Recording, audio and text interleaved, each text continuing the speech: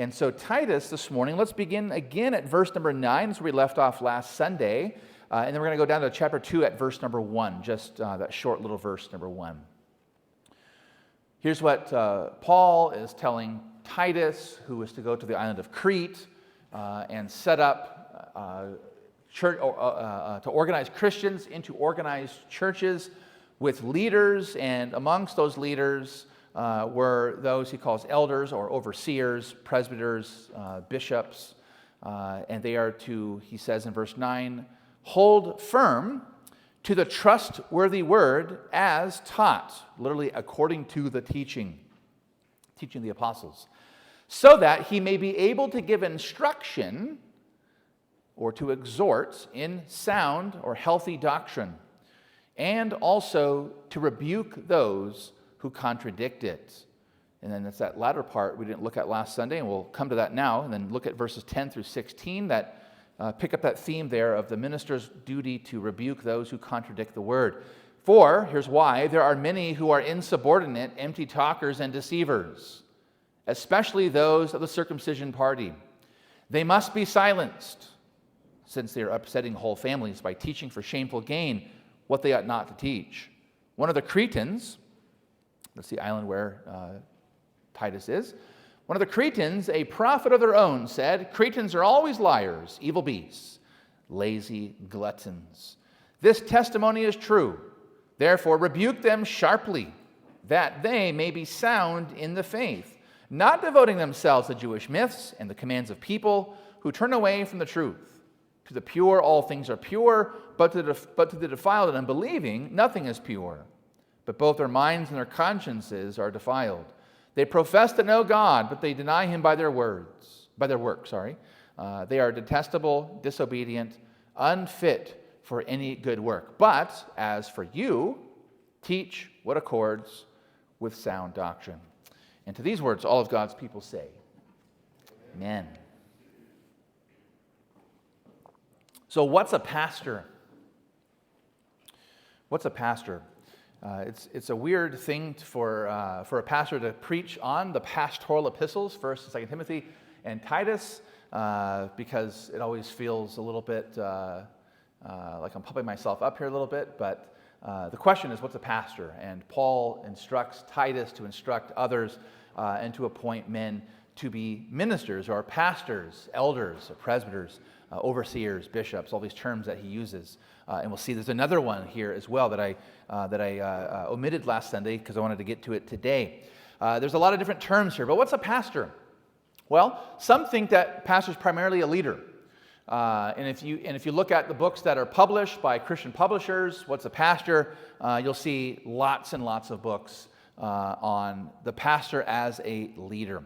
Some think that the pastor, kind of appropriating cultural imagery, is more like a chairman of the board, delegating work to others. And again, if you have spent, like myself and like many of us here, any time in an American evangelical church, you'll see that kind of a model exists with a quote-unquote board of elders and the pastor usually at the chair at the top of that, or the head of that table. Or is the pastor primarily a counselor? Some think the pastor is primarily a counselor. And this might even be the prominent image feature of the American ministry. But as we turn again to what Paul says to us in this little pastoral epistle to Titus, we see in chapter 1, verse 5 that we looked at last Sunday that the pastor is called a presbyteros, or a presbyter is the sort of English version of that, a presbyter or an elder. This is the title of his status because the elders at the city gate in ancient Israel were the leaders, and typically they were the older men. So the elder or the presbyter is to be like, the minister is to be like a presbyter or an elder, meaning one at the city gate, like in ancient Israel. So he's to be, it has this sort of status title. But then in verse 7, we saw last Sunday that the pastor is also called an episcopus, or a bishop, or an overseer, as it's translated here, as an overseer. Because like in the Old Testament prophets, again, these images don't just come out of nowhere, they come from the Old Testament. Just like in the Old Testament prophets, they were to be watchmen over Israel's city. They were to stand on the walls of Zion and to look out for enemies. So the pastor is an elder, a presbyter, because that's the title of status that he has, to be somewhat of a wise person who does lead. There is no doubt an idea of leadership there. But also an overseer or a bishop, right? Literally looking down over on the people. But there's something else here. Notice about this elder overseer in verse 7. He's also called an oikonomos, which translated here as a steward. A steward. So kids, what's a steward? Probably never heard that word before. A steward. Maybe your mom makes stew, but not stew, okay? A steward. So S-T-E-W-A-R-D. What's a steward? Well, a steward is someone who was given the task to have responsibility over a house.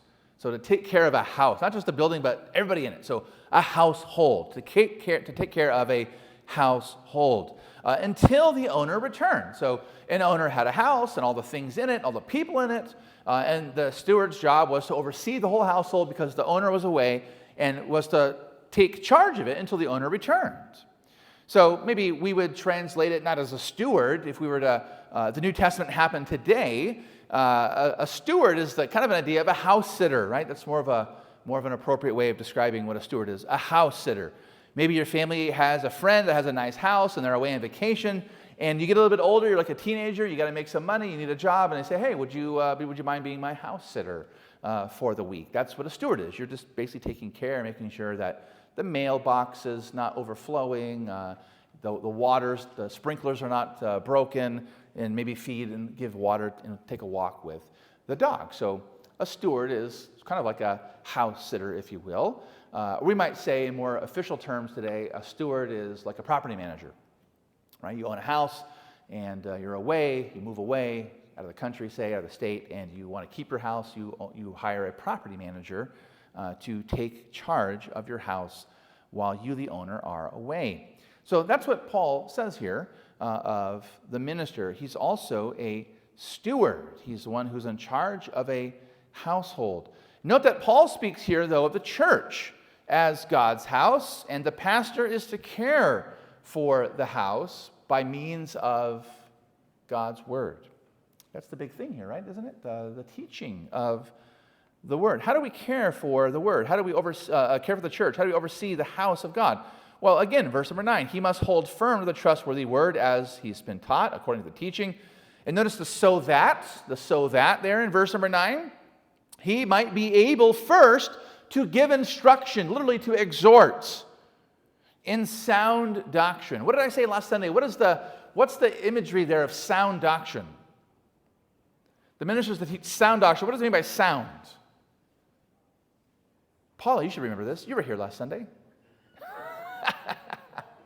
Healthy, good. Shane, thanks for the, was that you? Yeah, Shane, thanks for the assist. So, sound doctrine, literally healthy doctrine. That's the imagery. Healthy doctrine, right? Teaching that nourishes and sustains and builds us up. But notice also, the minister, the steward, the elder, the overseer is to hold firm to the trustworthy word, the word of God, so that he might be able also, secondly, to rebuke those who contradict it. Literally, to control, is what he said. In other words, we're going to see in Titus, there are all these people who are teaching false doctrine, and the job of this steward is to make sure that those false teachers don't overrun the house. God's house, the church is God's house. The minister of the word is to teach sound doctrine to the household members so that they can eat and grow up and be mature, but also to watch out that those outside who are teaching unhealthy doctrine, that they don't come in and overwhelm the church. They contradict the teaching, notice verse 9. And so the minister's job also is to rebuke them, or to control is the imagery here. To take charge of the house and make sure that there is no false doctrine. In fact, notice verse 9. It's kind of like an outline for us in the rest of the letter. and I'll be coming back to this, but if you like to see how the flow of these letters work, verse 9 is an outline for the rest of the letter. Notice what we're going to look at this morning, verses 10 through 16, Paul focuses on the second part, the rebuking part, the controlling part. So there's exhorting in sound doctrine, there's rebuking those who contradict it. And those two images are going to now flow into the rest of the letter. This morning, rebuking.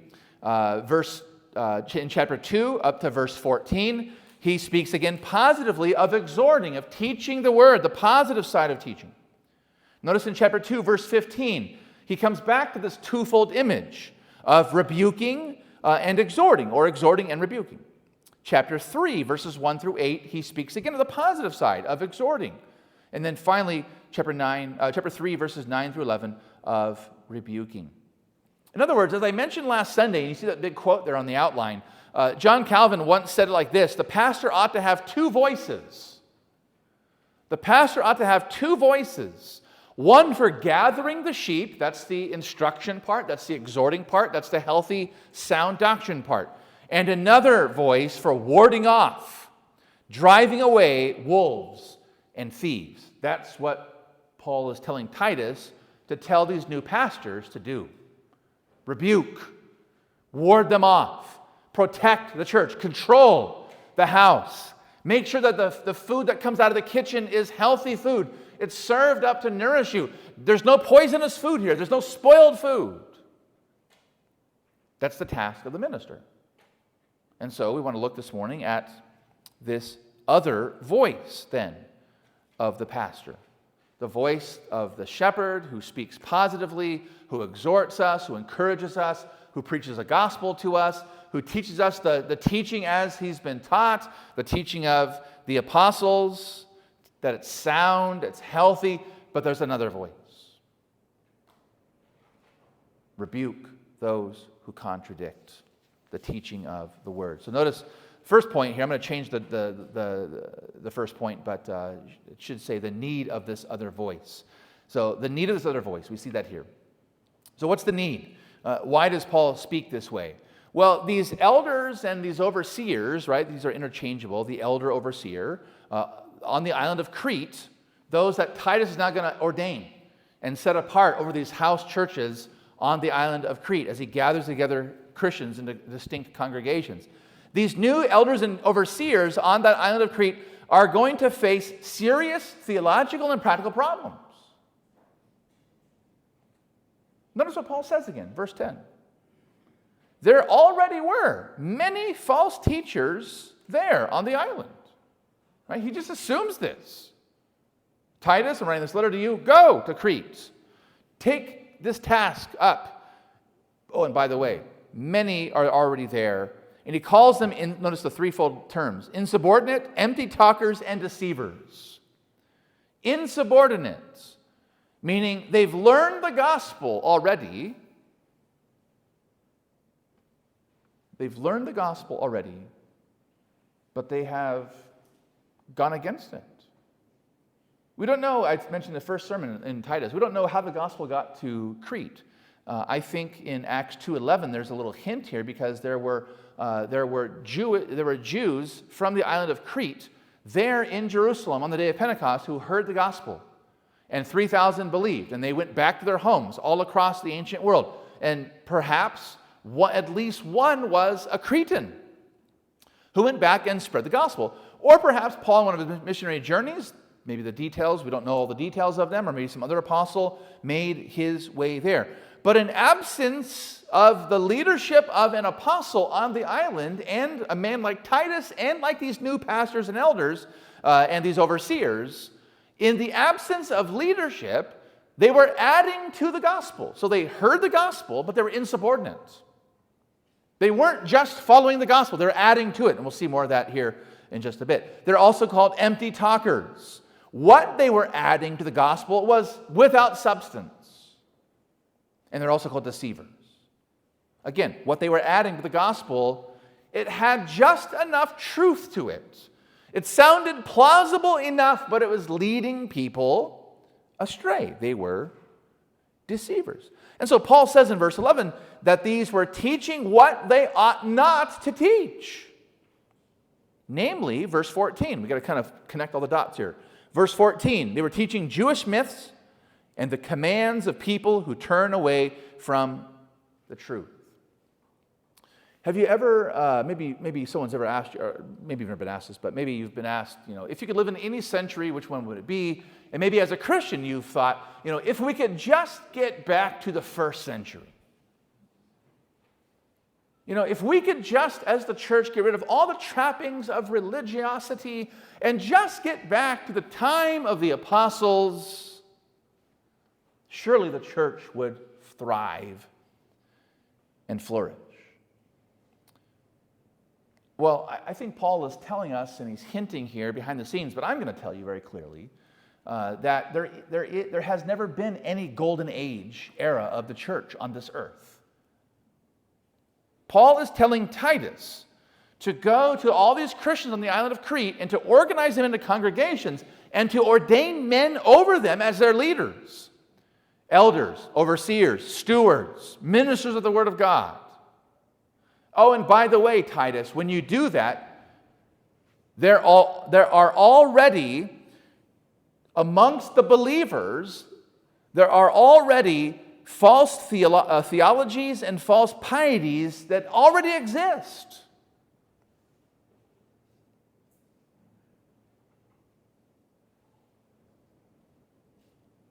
Sometimes we pastors, we get letters in the mail, or we get emails, or we get a phone call, old school, we get a phone call from another church. And this other church says something like, those of you who've been here long enough know that this is a prominent thing that happens in Reformed churches. But we get a phone call from an elder in another church saying, our church is vacant. We don't have a pastor, and you, sort of like the game show, you are the top of our list. And you get a letter in the mail, and it's like the church profile, and it's glossy paper, and it's nice and colorful, and we've been around for this long. We have this great building, and we have this much money in the bank. And we have this many elders to assist you, and deacons to take care of this, and all these members in the church, and we're in this great area, and the Lord has led us to you, and you should come over. Right? It's sort of the grass is greener over here, and I've learned over many years from a good wife, especially, the grass is never greener. Okay, grass is never greener. If you've seen our yard, the grass is never greener. So. The grass is never greener. Paul's telling Titus to tell these new ministers, oh, by the way, when you get into these new congregations, your first call as a minister, your first charge as a pastor, by the way, your church is full of false theology and false piety. False theology, false piety. They never tell you that in the brochure, by the way. They never give you that information when they send you the lengthy plead to come over and help us. They never tell you all the bad stuff. It's always the good stuff, right? And we pastors have our ways, right? We ask around and we figure out, okay, this is not really the place for me. Someone else, perhaps. But this church, or these churches on Crete, were already going to be full of false theology and false piety. The apostolic church itself was no golden age, loved ones. It was a mess. We all know this, read Corinthians, right? That just puts to death in our minds any idea that we would want to go live in the first century, because that was the golden age. The churches were full of sinners. And these false teachers were upsetting whole families, verse 11 says. Verse 15, their minds, their consciences are defiled. Verse 16, they deny God by their works. No golden age. No glossy brochure, okay? The grass is not greener over here. And so these newly minted ministers were to rebuke, verse 9 again, those who contradict the word, to keep them from overtaking the house of God while the master is away. Notice the false theology, just briefly. Paul doesn't detail it for us, so a lot of it we kind of have to read between the lines or fill in from other New Testament letters. What exactly was going on? We don't know exactly what was going on, precisely what they were teaching us, but we get some hints here. And I think one of them is just the description, verse 10, empty talkers. Empty talkers. Whatever they were saying had no substance. Whatever they were saying already on the island before Titus even got there was not going to sustain the souls of the sheep that they were trying to feed. Paul tells us in this context then, in contrast to what the scriptures say elsewhere about the word of God, that these empty talkers are going to give a substance-less gospel. The word of God is to be like milk, bread, and meat, the Bible says. Milk, bread, and meat. If you eat bread and meat and you drink milk, you're going to be sustained. Right? These are nourishing, healthy foods. Milk, bread, and meat. Right? This is good stuff for your body. It's nutritious. But these false teachers, these empty talkers, all they offer up is junk food with empty calories. Okay? Donuts, Twinkies, Caden, Starbucks, Better Buzz. That's the kind of theology that Paul's saying that they were teaching. It's just full of junk, right? I should have said Dutch Bros, right? Dutch Bros is like the worst of the worst when it comes to coffee. It's just pump of whatever the flavor is. And there's like this much coffee and that much junk, right? So it's not good for you. It's not healthy for you. It's junk food with empty calories. Michael Horton once gave an interview on CBS of all news channels way back in the day, and he was describing Joel Osteen's theology. And here's what Michael Horton said. He said, "I think it's a cotton candy gospel." The cotton candy gospel, right? Not to pick on that one name, but we all know, right? There are lots of teachers, and it's like cotton candy, right? It's like cotton candy. Our kids like cotton candy, but if all you eat is cotton candy, what happens to your teeth, kids? I said it last Sunday, didn't I? If all you eat is cotton candy, what happens to your teeth? They're going to rot and fall out. You can't live on cotton candy, okay, as much as you want to. It's cotton candy gospel. Well, who were these people? Well, again, we have to kind of read between the lines, but we see in verse 10, he says, there are many, especially of the circumcision party. And that little it's a Greek adverb, especially, it means in other words. So the many are the circumcision party. There are many people, that is to say, of the circumcision party, meaning overly legalistic Jewish teachers like those that Paul was dealing with already in Galatia, who were adding to the gospel. Believe in Jesus, yes. He's the Messiah, yes. But you can't really be a citizen of the kingdom of heaven unless, men, you get circumcised. And the rest of us, we all got to eat kosher food laws, and we have to follow all the new moons and the Sabbath days and the festivals. If you don't follow all that stuff, you cannot really be a citizen of the kingdom of God and a member of the church. They're called the circumcision party. That's what Paul just kind of says, well, circumcision is like the part for the whole. They thought circumcision was like the most important law thing that you had to do from the Old Testament law, but that was symbolic of the entire law. You got to keep all the 10 commandments and all the 613 laws of God in the Old Testament, or else you cannot be a member of the church. So they were teaching these Jewish myths, we're told there, verse 14, commands of people.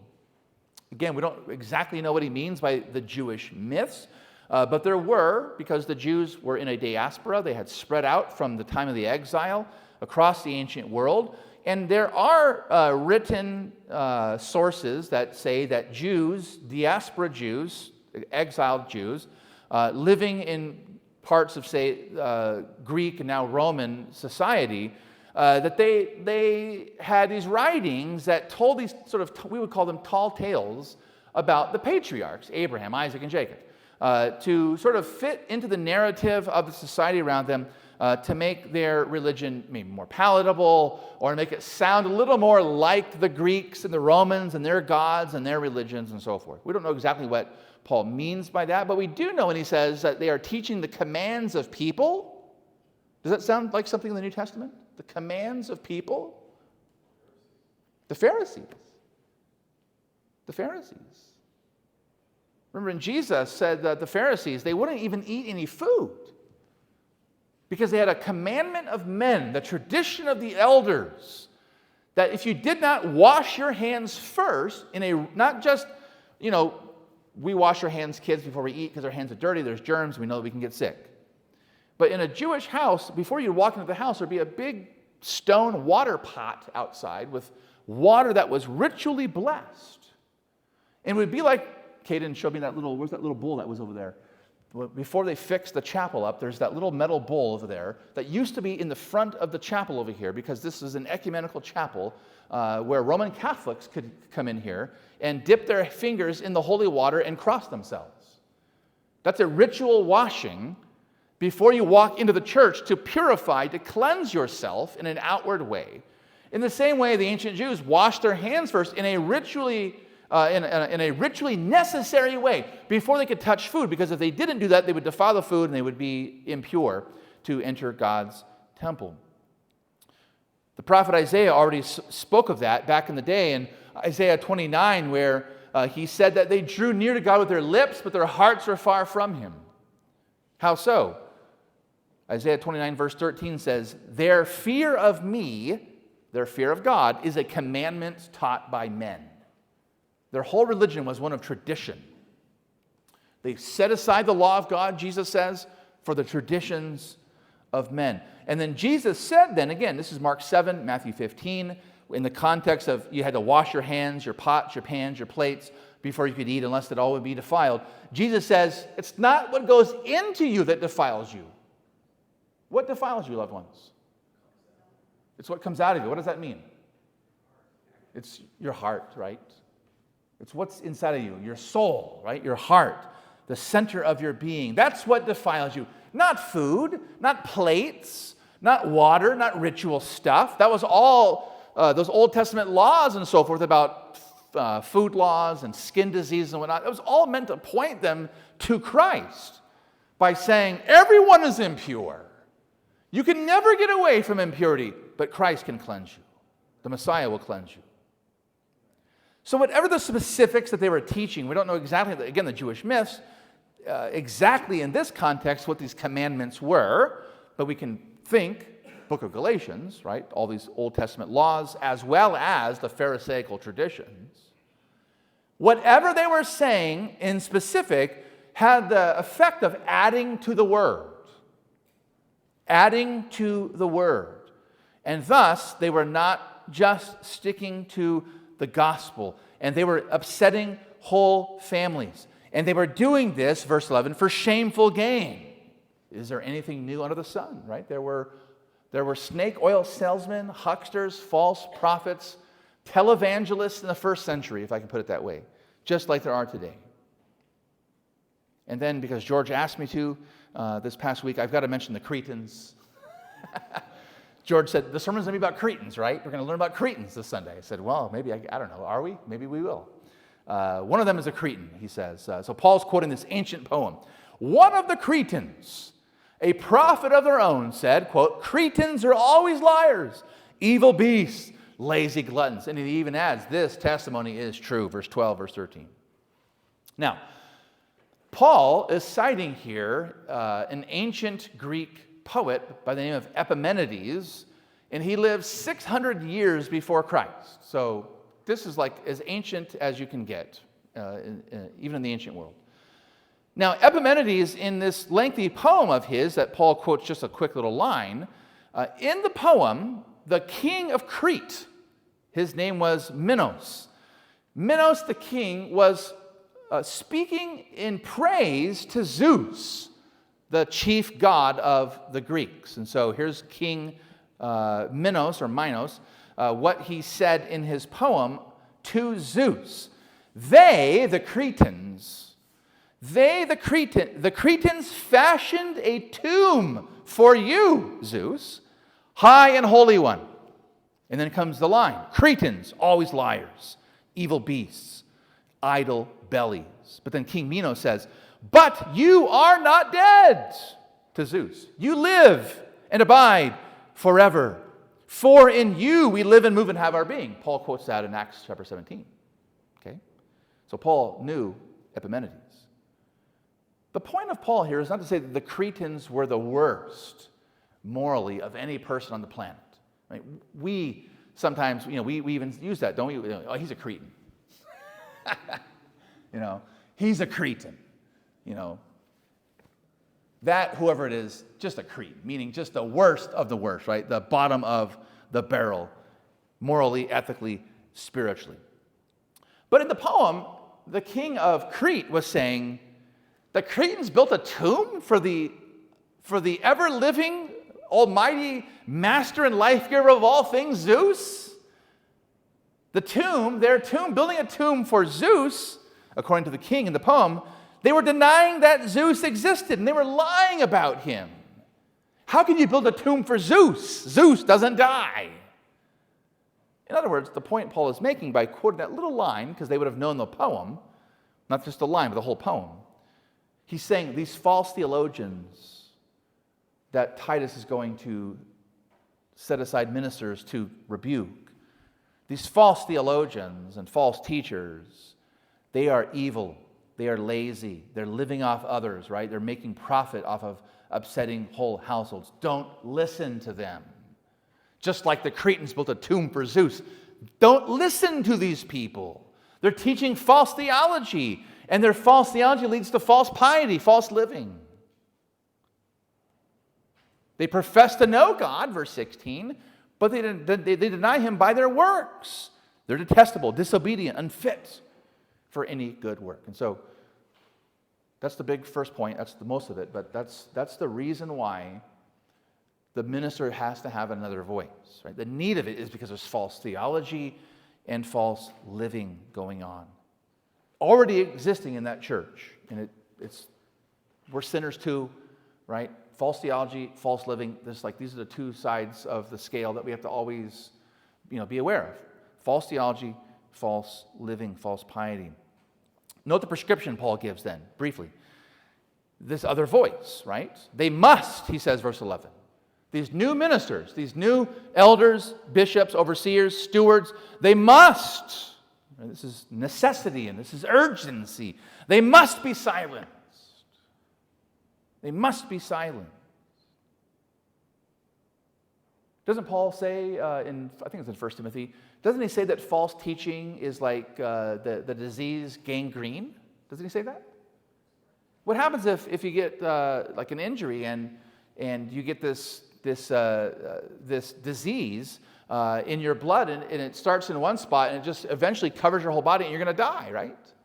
Your whole body will rot and die.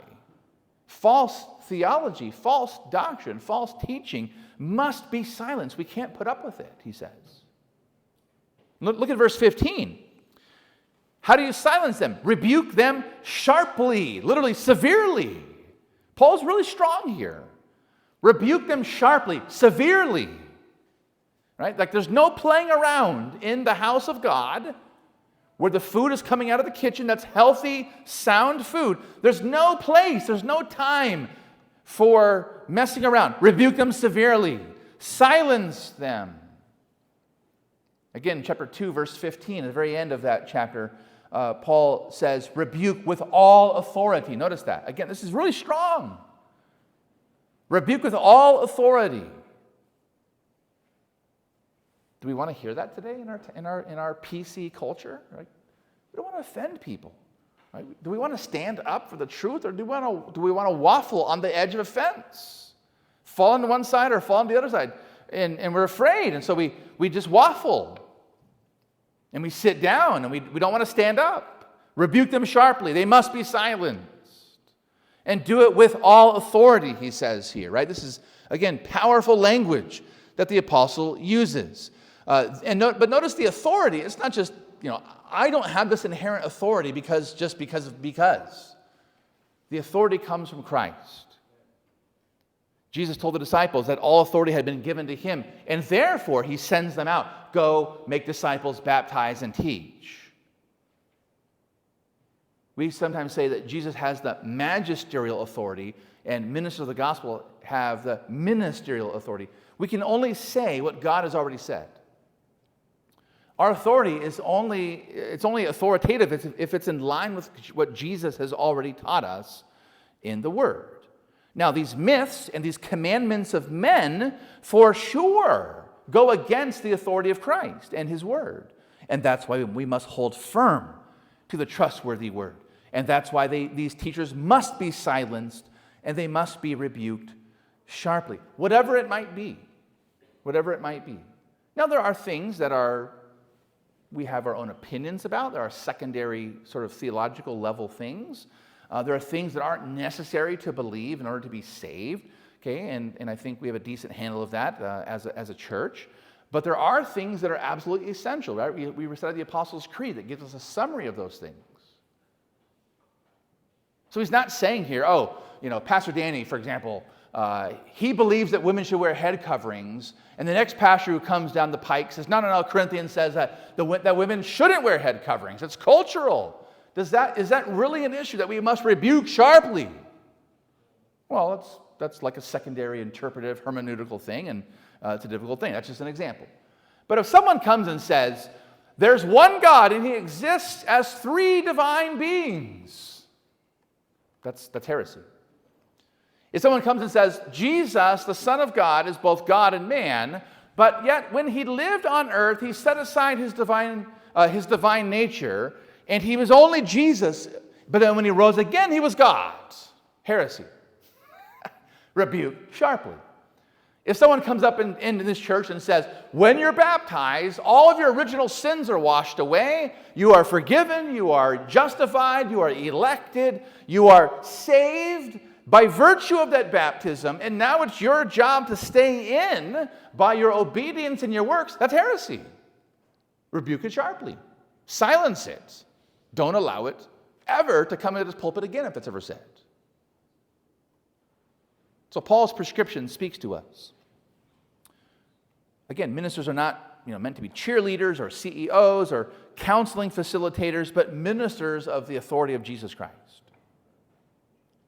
And so this is a warning to those of us who do minister the word, that we are to use the authority of Christ as it's been given to us wisely and correctly, and not to abuse it.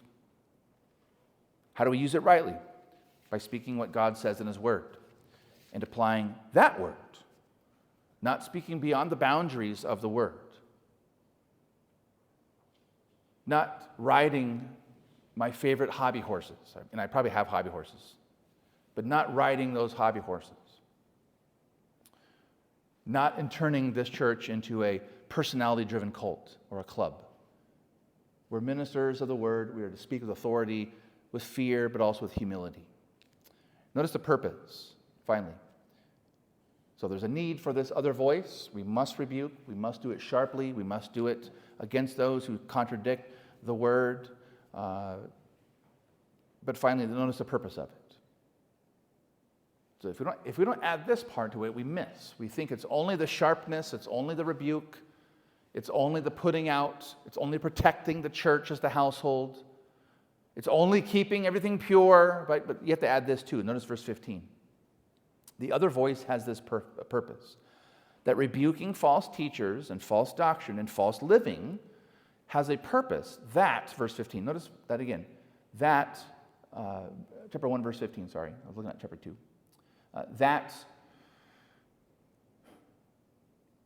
I'm in the wrong verse, am I?